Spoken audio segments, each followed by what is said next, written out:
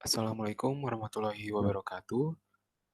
Perkenalkan nama saya Muhammad Hafid Raditya dari IF 4203 dengan NIM 130118409. Pada video kali ini saya akan menjelaskan kompilasi tugas desain step 1 sampai desain step 9 untuk pemenuhan UTS mata kuliah interaksi manusia komputer. Langsung saja kita mulai. Dari desain step yang pertama.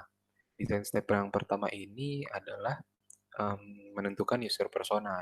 Nah, di sini saya menyebarkan kuesioner melalui Google Form dengan daftar pertanyaan. Yang pertama adalah nama lengkap, jenis kelamin, umur, pendapatan uang jajan per bulan, kota tempat tinggal, hobi, pekerjaan saat ini, status, media sosial apa yang digunakan, media sosial mana yang lebih disuka untuk mencari informasi, media sosial apa yang digunakan untuk berkomunikasi dengan orang-orang terdekat Anda, lalu ada seberapa sering Anda menggunakan sosial media dalam sehari, apa tujuan yang ingin Anda capai, kenapa tujuan ini sangat penting untuk Anda, langkah apa yang Anda lakukan demi mencapai tujuan Anda. Lalu untuk pertanyaan nomor 16 sampai 20 ini terkait dengan tingkat aktivitas partisipan terhadap teknologi terutama di masa pandemi ini. Nah, untuk pertanyaan nomor 16 sampai 20 ini pertanyaannya berbentuk pertanyaan tertutup dengan skala jawaban 1 sampai 4, di mana 1 mewakilkan jawaban sangat tidak setuju, sedangkan 4 mewakilkan jawaban sangat setuju. Nah, ini untuk hasil surveinya, ada 3 partisipan. Yang pertama bernama Raihan Januar, yang kedua bernama Khaira Diva Anjani, yang ketiga bernama Zaza Monica Kotrunada. Uh, untuk hasil survei kita langsung saja ke uh, penentuan user personanya. Jadi di sini sudah saya tentukan user personanya. Nah, untuk partisipan yang pertama uh, dan semua partisipan maksud saya dibagi menjadi 1, 2, 3, 4 kategori. Nah, yang pertama itu demografi, lalu ada background, goals, dan teknologi adaptivity. Untuk partisipan pertama, yang pertama adalah demografinya. Demografinya dia merupakan pria 20 tahun, tidak memiliki pendapatan selama study from home, bukan merupakan pribadi yang aktif jika dilihat dari hobinya, dan tinggal di daerah yang tidak padat penduduk, artinya jauh dari perkotaan. Untuk background, dia merupakan mahasiswa dan berstatus lajang.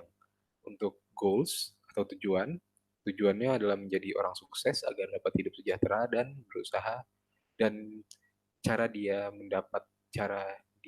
untuk mendapat tujuannya itu adalah dengan berusaha dan berdoa agar dapat mencapai tujuannya.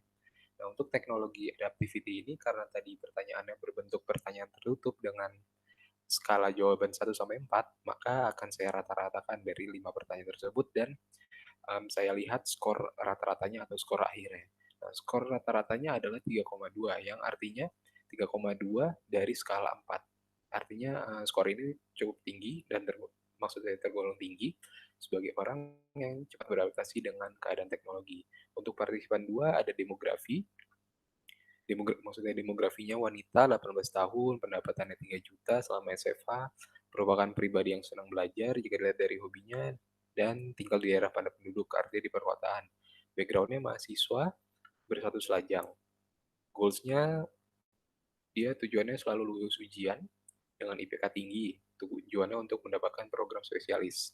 Dan cara dia menggapai tujuannya adalah menjadi mahasiswa kedokteran jika dilihat dari jawaban kuesioner di bagian goals. Teknologi adaptivity-nya sebesar rata-rata skornya 3,4 dan tergolong sebagai orang yang cepat beradaptasi dengan keadaan teknologi. Partisipan 3, demografinya wanita 20 tahun, pendapatannya 200.000 selama SFH, merupakan pribadi yang sangat aktif jika dilihat dari hobinya dan tinggal di daerah padat penduduk atau di perkotaan. Background-nya mahasiswa dan memiliki pasangan. Goals, membahagiakan diri sendiri dengan orang di sekitarnya, dan lalu ingin memiliki kondisi finansial yang stabil dan lulus kuliah tepat waktu, dan ingin memiliki pekerjaan yang sesuai dengan passion. Rata-rata skor teknologi adaptivity-nya 3,8, berarti golongannya dia cepat beradaptasi dengan keadaan teknologi. Kesimpulannya dari ketiga partisipan yang ikut serta, ketiganya memiliki tingkat adaptasi teknologi yang baik karena semua partisipan mendapatkan skor rata-rata di atas 3 dari skala 4. Sekarang kita masuk ke step 2 dan 3, yaitu memahami fungsi bisnis dan prinsip desain UI. Nah, untuk bisnis yang saya buat ini adalah e-groceries. Singkatnya e-groceries adalah jasa pembelian bahan-bahan pokok atau barang-barang secara online pada swalayan terdekat. Nah, untuk bisnis prosesnya, jadi pengguna harus download dulu aplikasinya, lalu pengguna registrasi akun, lalu pengguna jika pengguna sudah memiliki akun maka langsung aja login. Nah, lalu pengguna memilih menu pembelian barang dan memilih swalayan mana yang sebagai tempat untuk membeli barang, lalu pengguna memilih barang apa saja yang ingin dibeli, lalu masukkan barang tersebut ke dalam keranjang. Lalu pengguna mengecek kembali barang yang ada di keranjang, lalu pilih metode pembayaran. Jika metode pembayaran sudah tepat, maka pengguna akan klik bayar dan menunggu barangnya diantar oleh kurir. Dan requirement sistemnya yang inputnya adalah data pribadi seperti email dan lain-lain. Outputnya merupakan akun yang pengguna gunakan untuk menggunakan aplikasi. Lalu ada input data barang-barang yang akan dipesan, outputnya struk pembelian. Mental model. Jadi di sini startnya, kalau pengguna punya akun, maka pengguna buat akun dulu. Habis buat akun, lalu login. Kalau pengguna juga sudah punya akun, maka langsung login saja. Nah, input email, kalau lupa password dia ganti password dulu, lalu ini input password, lalu jika datanya benar berarti submit dan berhasil masuk ke aplikasi, lalu ke menu pemesanan, dan sekarang lalu sampai bayar. Nah, task analisisnya di sini ada beberapa task. Yang pertama dibagi menjadi uh, ada task, satu task maksud saya dibagi menjadi beberapa 3 task. Yang pertama registrasi yang memiliki beberapa subtask, lalu login yang memiliki 3 subtask, dan pesan barang memiliki 3 subtask. Dua fungsi utama yang saya pilih adalah registrasi karena fungsi ini membuat akun agar pengguna bisa memakai aplikasi tersebut, dan fungsi pemesanan karena fungsi pemesanan ini untuk memesan barang. Lalu konseptual model, sini ada membuka registrasi dengan subtask, respon, elemen, letak, dan keterangan sebagai berikut. Bisa dibaca pada laporannya, karena saya tidak akan menjelaskan pada video ini karena untuk mengejar durasi waktu. Lalu untuk style guide, desain yang dibuat harus minimalis agar user nyaman melihatnya, harus memakai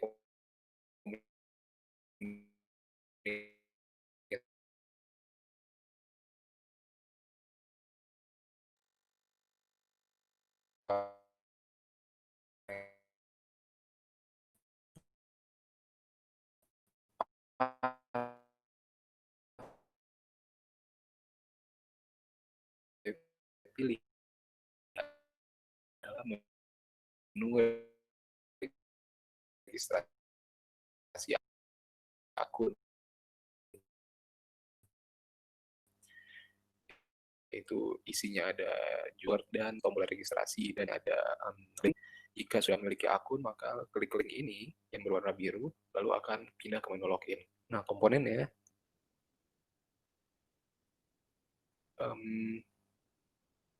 ini ada tadi untuk skema navigasinya, dia judul pada bagian atas kiri dengan nama judul registrasi yang ini, yang berarti menunjukkan kalau ini mengenai registrasi.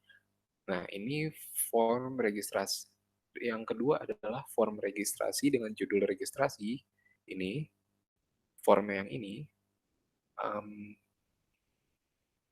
Form ini untuk mendaftarkan data-data yang diperlukan dalam proses registrasi akun. Nah, tipe window yang digunakan adalah primary window dengan gaya cascading window.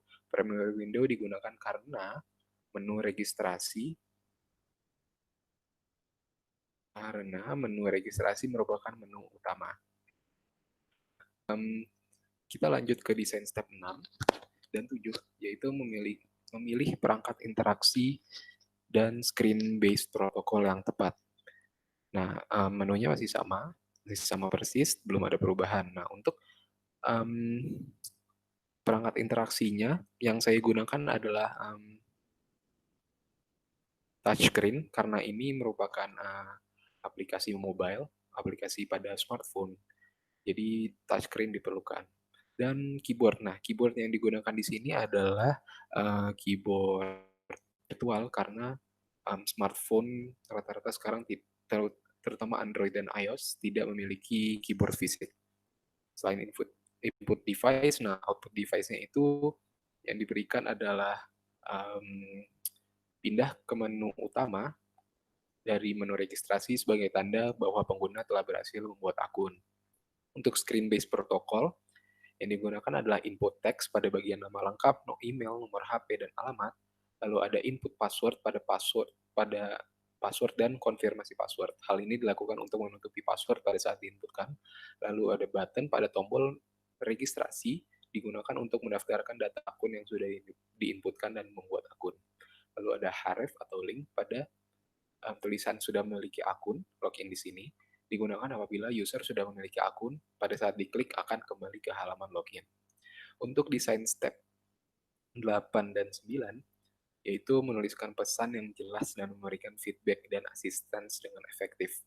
Menunya masih sama, belum ada perubahan.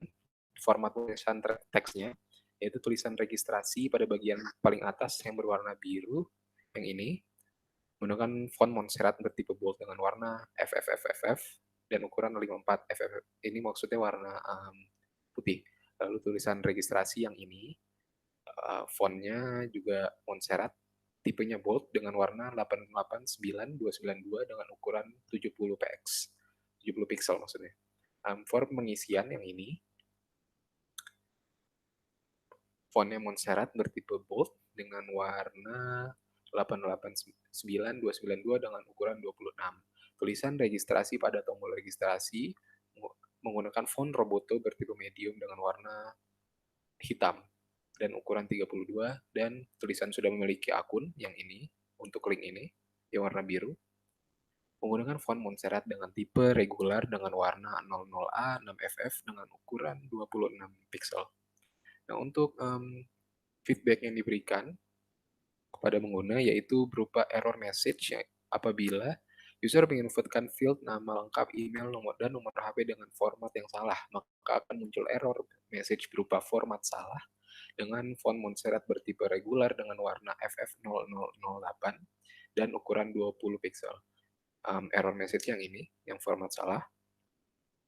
Lalu ada error message lagi berupa pada field konfirmasi password dengan value jika value-nya tidak sama dengan field password, maka akan muncul error message berupa password tidak sama, yang ini, dengan font Montserrat bertipe regular dengan warna FF0008 dan ukuran 20 pixel. Nah, untuk video ini saya cukupkan. Saya akhiri saja. Terima kasih. Wassalamualaikum warahmatullahi wabarakatuh.